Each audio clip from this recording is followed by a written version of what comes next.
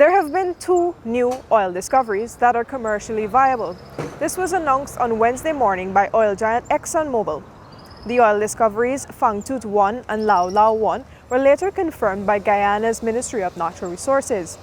Now, with these two new discoveries, there are a few important things to note. Firstly, Guyana now has 27 oil discoveries found offshore in the Stabroek Block, where production has started since 2019. Additionally, the country now has an estimated more than 10 billion barrels of oil equivalent. Importantly too, in Guyana's Natural Resource Fund, which keeps the oil revenues and royalties the country has accumulated thus far, there is more than US $534 million. Added to that, just recently, amendments to the Natural Resource Fund Act, which is the law that governs that fund, were passed in the National Assembly. And just after, President Dr. Irfaan Ali signed these into law. Now, with this being signed into law, the government can now tap this fund and use the revenues to fund projects and programs.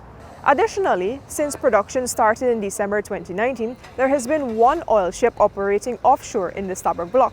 That's the Liza Destiny. But before the end of the first quarter of 2022, another oil ship, the Liza Unity, is expected to start operation. With all these developments happening offshore Guyana in the Stabroek Block, where ExxonMobil is operating, the president of ExxonMobil Guyana, Alistair Routledge, welcomes the new discoveries. We reached the huge milestone of declaring 10 billion oil equivalent barrels of resource that we've discovered.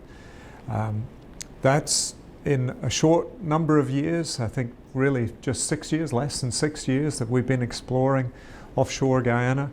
To achieve that amount is quite outstanding. Meanwhile, in a written statement on Wednesday, the Minister of Natural Resources, Vikram Bharat, says that these two new oil discoveries increases Guyana's global position. And he assured members of the public that the government would manage all of its resources transparently. Reporting for the newsroom, I am Vishani Raghaber.